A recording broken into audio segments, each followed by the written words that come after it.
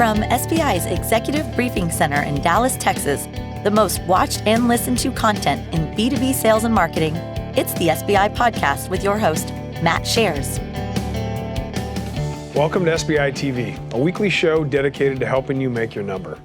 Today we're going to explore a super hot topic known as digital transformation and what that means, and most specifically, its impact on revenue growth.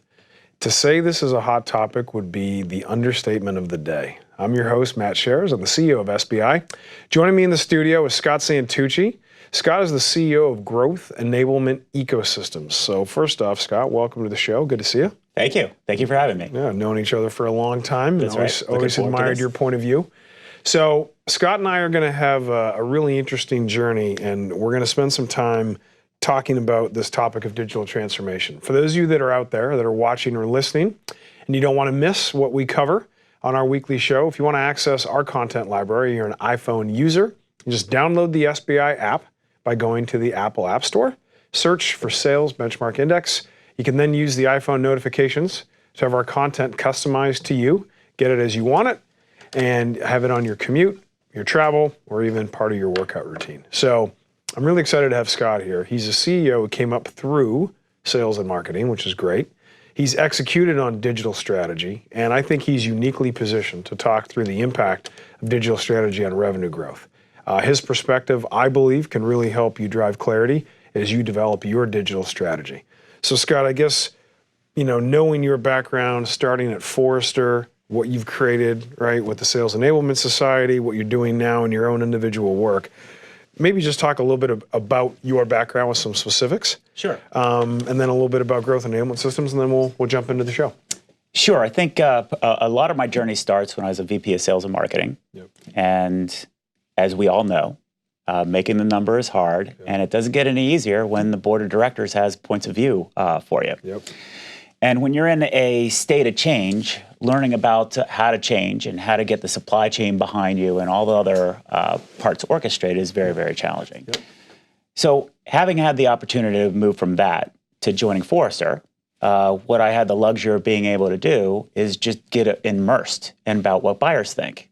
And when you're no longer worrying about the number, you can actually take a step back and see how the number actually happens. Sure.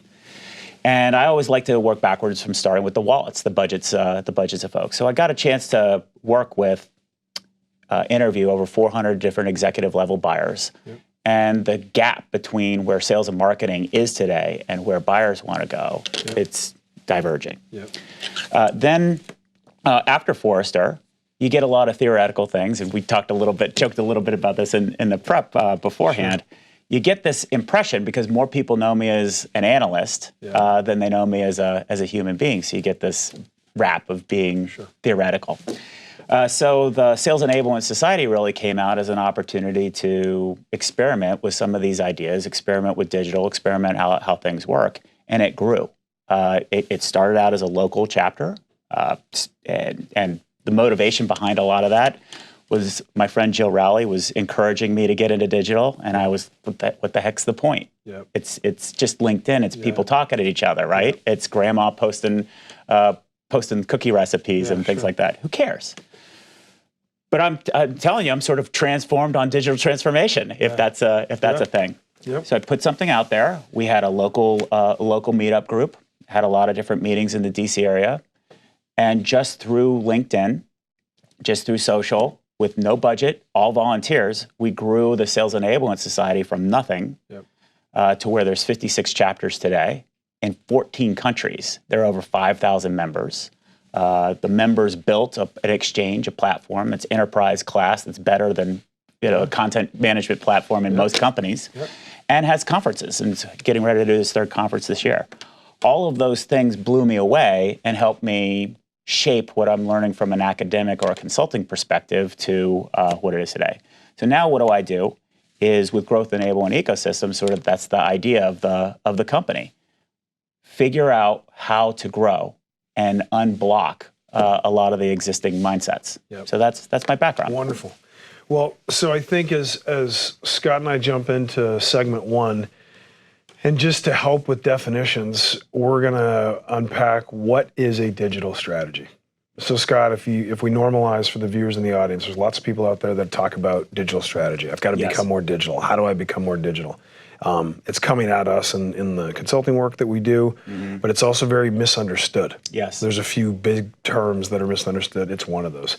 So I guess as a way of helping the audience who are sales leaders, marketing leaders, CEOs, and private equity operating partners, if I sort of think about the folks that lean into this show, can you just help the audience think about what is a digital strategy?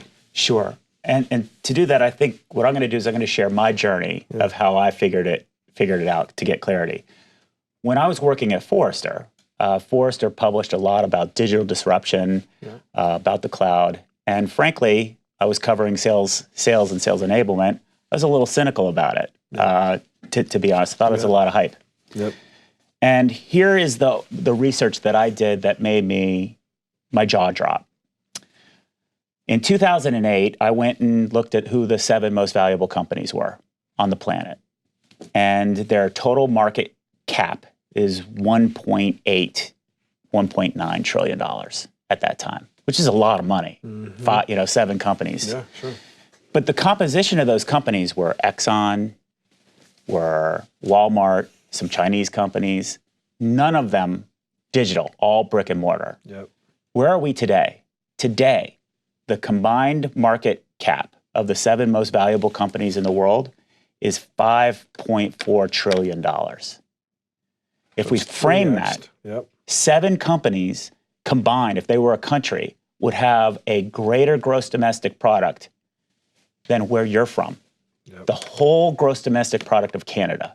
And that blows my mind away. Then when you look at the composition, who are those 7 most valuable companies? 6 of them is Apple, there's Microsoft, there's Amazon, there's Facebook, there's Alibaba, and Google. Yeah. All of them, what do they all have in common? They're all laying the infrastructure for the digital economy. Yep. So just like they rolled, people made a lot of money with railroads and electrical plants and steel mills and things like that, and the last economy, this is what's happening. So if the first thing is, oh my gosh, we are in a digital economy and I've got to wake up to it. Yep. The second thing is when you start thinking about that impact of it, and the way that I like to talk about it to make it more practical is digital is very vague and broad and quite frankly, very intimidating. It's easy to dismiss. But a way I like to think about it is, are you doing the digital telling or are you being digital told? Tell us about that. That's a great way to think about it. Netflix told Blockbuster what the market was. They digitally told them. That is basically what happens. You're going to have your business, whether it be your company, your sales force, or your marketing department, the market, somebody's going to tell you what the direction of digital is. It's no longer where you can just sit there and not do anything about it. Yep. So being digital told means, in a lot of different ways, what new business are we in? So there's 4 characteristics, 4 areas where a sales leader or a marketing leader can do the telling instead of being told. One example is companies using digital to create entirely new ways to market themselves or build new products. And for me, the best example and an eye-opening experience I got to have is working on a transformation with a manufacturing company, specifically office furniture. Okay. Well, I thought, not a sexy business, right? They're not in the business of selling office furniture. They're in the business of selling space optimization strategies. That blew me away. Yep. How do you go about actually doing that? That's great. So when I hear an example like that, and if I'm a sales leader watching this and I say, okay, so what do I do? Do I go to my CIO? Do I go to my CMO and say, do we have a digital strategy? Is what we're doing with content, is that truly optimized to make sure that we're taking advantage of all the potential channels? What do I do relative to how I'm engaging with customers, right? What do I do with my inside sales team? Like, is there a sequence, a structure, a way that I'm supposed to sort of follow the best practice? What does a sales leader do? Well, Let me unpack that. Yeah. The first thing that I'm going to talk about is best practice. I'm pretty much anti-best practice right now. Yep. I'm in the mode of do what works. Yeah. Figure out what works. Yep. You cannot today wall those off. Yep. But you have to wall them off to get progress too. Sure. So it's a complex problem, and you got to chunk it down into buckets. So let's go through the example of the office furniture company. What do you need to do as the sales leader? What did the sales leader need to do there? Well, we have to figure out that we have literally 100 years of muscle memory going through agents and distributors and all of that other stuff and selling to facilities managers, people. Yep. What we had to do is, because there's such huge muscle memory in that operating model, we had to carve out a different sales team altogether and wall it off. Yep. That was the only way it was going to work. So you build up a little pocket. You have to work with finance because their operating model is very rigid. You have to explain and help work with them on how to get there. They're really instrumental. The IT department was also instrumental, more in the case of they were resistant to using any technology because they just rolled out an ERP system that didn't go well. So and marketing department is critically important too, and of course the CEO. So everybody was involved here to get down to a simple, let's wall it off. Yep. But you don't have to start there. There are other ways that you can start too. There's 4 other buckets, but I want to keep that one. There's 4 areas or critical areas that the sales leaders play a role in, and that's one of them. And the way I would characterize it is, if your company has a new digital strategy, somebody needs to step up and ask the question, what role does the sales force play in making it happen? That question doesn't get answered, and if it doesn't get answered by the sales leader, your consulting company is going to answer it for you. You're going to be digital told what to do, or your board's going to answer it for you, or the marketing department's going to answer it for you, or your IT department's going to answer it for you. So if we click on that one level more, the first place that I know we'll start with folks when they're wrestling with this and they say, how do we become more digitally enabled? And I like to think about sort of 3 dimensions. There's a tech-enabled dimension. There's a frictionless element, right? If you think about how we buy as consumers that we want to bring into business to business, I don't want friction, right? And then I want it to be some level of self-direction, some level of me determining my journey because I've got multiple channels, i.e. the omni-channel and an omni-channel approach. So if I'm a sales leader and I'm listening to this and I say, okay, that sounds very fluid, do I raise this with my CEO and say, we don't have a digital strategy relative to our go-to-market? And our customers are going to be asking. If they're not asking now, they're going to be. Or do I say, how am I going to market digitally? Which way? Do I go outward first, or do I go inward first to prove my point? I think it's both at the same time, unfortunately. Part of the difficulty is building a consensus of understanding. One of the things that we'll talk about later is this idea of English to English translation. Everybody has a certain idea of what digital means, and everybody is right and everybody is wrong. In order to get people to talking about it, about what this really means to our business, you have to do a lot of work. So as the sales leader, part of your challenge would be, let's paint a picture of the path we're taking our clients down and what the implications of it are. We all know as sales leaders, you're sort of the canary in the coal mine of dealing with a lot of friction because the market's moving a lot more quickly. And we don't have the vocabulary to describe what's happening because there are no words to describe it. So what we do is we tend to get frustrated or we tend to not engage. Both are bad strategies. So we have to learn how to communicate the experiential and the emotive ways that we like to talk with each other as sales leaders. We have to find new ways because the other community doesn't do that.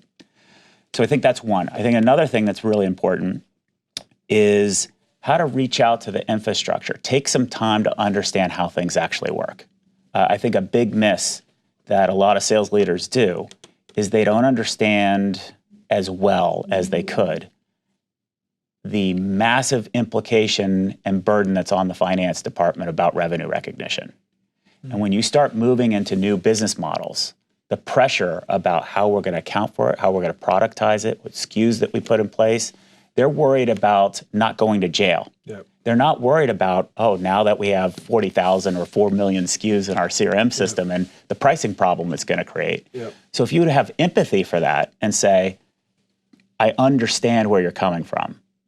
Here's our challenge. Is there a way that we can meet in the middle? They tend to be receptive. Okay. When you complain, they tend to say, well, I can go to jail. It's going to be harder for you to go to jail. Yep. So I think that's another aspect of it. So there's a lot of stuff just around the overall business transformation, and the sales leader can do a great job. Another thing that I really stress sales leaders to do, when somebody does buyer research, please pay attention on who the buyers actually are. My experience has been in working in the consulting space, there's a lot of laziness on consultants to actually do the work on who the buyers are. Yep. And you don't tend to have the vocabulary as a sales leader. So what I mean by that is there's the person who's got the money, there's the wallet owner that wrote the adult check, and then there's the people who are implementing whatever it is. And if your work product is interviewing the implementers, not the person who paid for it, your perspectives are completely different, and it sets the journey off, and then all you are is just reactive the whole way. Got it. Okay. So there's a bunch of things that you could be doing more proactively to help the rest of the company understand the overall experience that your customers are having with your company. Okay. All right. So Scott and I are going to talk about in this next segment, we're going to talk a little bit about, and we started to talk in terms of sales and marketing's role in a digital strategy. But I guess, Scott, where I would want to go now is thinking about how the sales and marketing leaders communicate with product. And how do they interlock and say, this is what I'm thinking about, and this is what we need relative to our digital strategy. So do you have a point of view on how we think about that interlock? Absolutely. I think that problem is massive. So I'll give you another example. I recently had a conversation with a company, again in the manufacturing space, which is bizarre. I have mostly tech background, but for whatever reason, they're rolling out a bunch of Wi-Fi enabled technologies and products. Yep. So they are a manufacturing company that's getting into the technology business.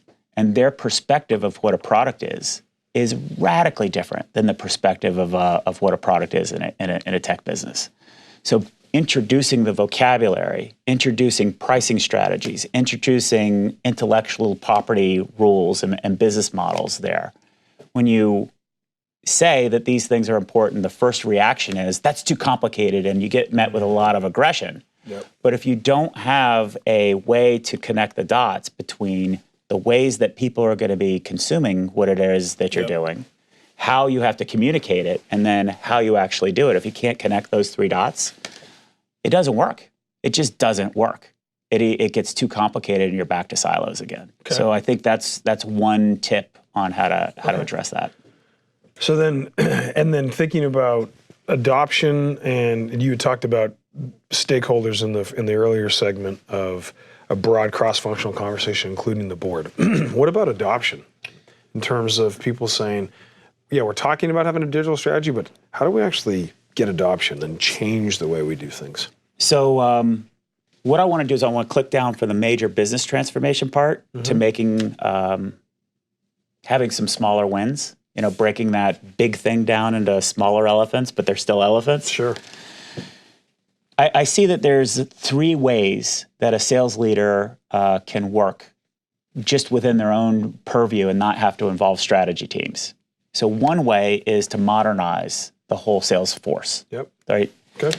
And in modernizing the sales force, let's be honest, if you don't have an architecture, a technology architecture that you understand as a sales leader, and I'm not putting all the burden on you as a sales leader, you need partnerships, sure, right? It's going to be impossible to have something that works for you. And what I mean by that is the IT people on the other end have a lot of work to do. There's a lot of data challenges, for example. We were talking a little bit about that last night. If you're only getting requirements from marketing And of course, marketing has different requirements depending on who you're talking to, and they don't speak the same language to the IT department. And then you have different requirements coming from the sales organization, and no one's taking the time to spell out what the requirements are. Yeah. What you get is a hodgepodge of different things. And the responsibility needs to lie with somebody who's actually in charge of putting all that together. Yep. And that's where we've seen the role of a lot more strategic-minded sales enablement roles have played that. Yep. But also a very business-minded CIO can play there. But let's just take the word data model, just that word, and back to the English to English translation. Yep. How is that going to get interpreted for somebody who builds apps versus somebody who builds the master database of records versus somebody who's worried about the financial data versus each different group, the sales group, sales operations, has their own view of data management, and so does marketing. Who's right just on that concept? Yep. Getting everybody on the same page is really hard. You need to take the time to do it. Okay, very helpful. All right, so in this final segment, we're going to talk about guiding principles of digital transformation. So if you think about kind of netting it out, what are the guiding principles you can use when you execute your digital strategy? So driving clarity is vital, obviously. You want to be agile. So let's talk about how effective leaders do this, Scott. So from your perspective, how does a company make this work? So the first thing when approached with running a digital strategy, it's you develop a portfolio. So you have some small wins, but they're directional, right? So you have a direction. So those directions might be a different pocket. So the way I like to think about it is one pocket is the overall business, which we spent a lot of time talking about. The second pocket, we spent a little bit talking about modernizing the sales force. Most sales forces need to be modernized. Yep. The third one is let's look about how we sell. A good example of that would be, you touched on that a little bit, there are many, many opportunities to decrease the cost of how you support sales and moving to an inside sales model. Leveraging a lot of the technology available is highly effective, but the people who say no most are sales leaders. They're the ones who say, I don't want to do that the most. Find ways to do that. Yep. The second, then the last bucket would be how we engage.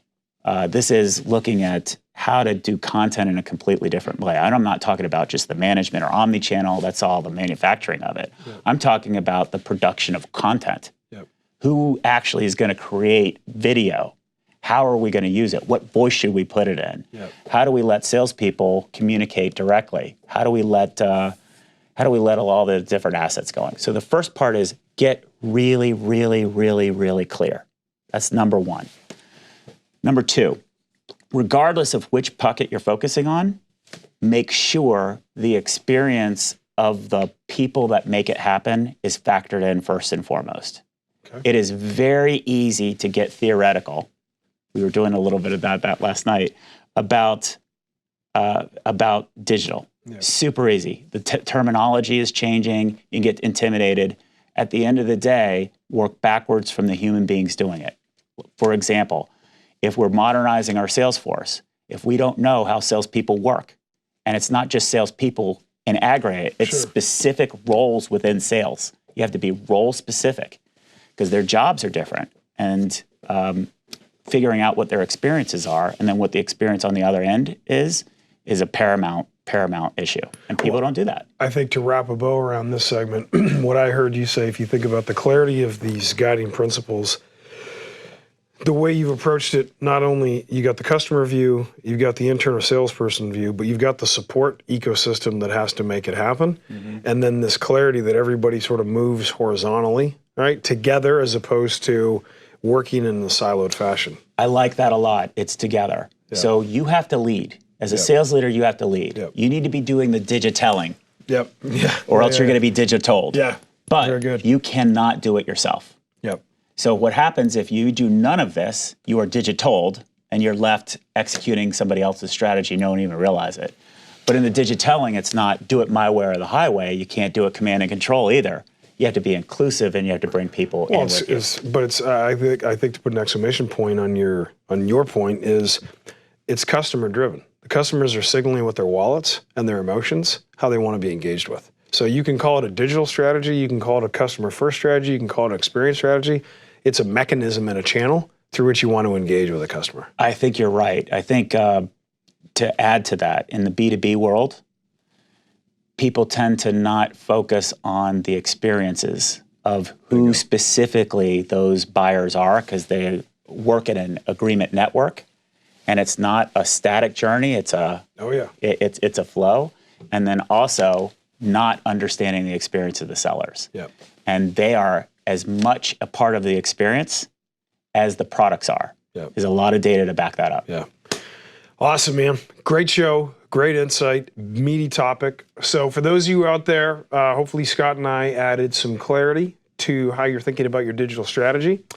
As always, I want to thank you, the SBI audience, for tuning in. Appreciate your continued support. You always have a choice of where you put your eyes and ears, and the fact you spared some time with Scott and I today, I appreciate it. As always, until next time, I wish you good luck as you try and make your number.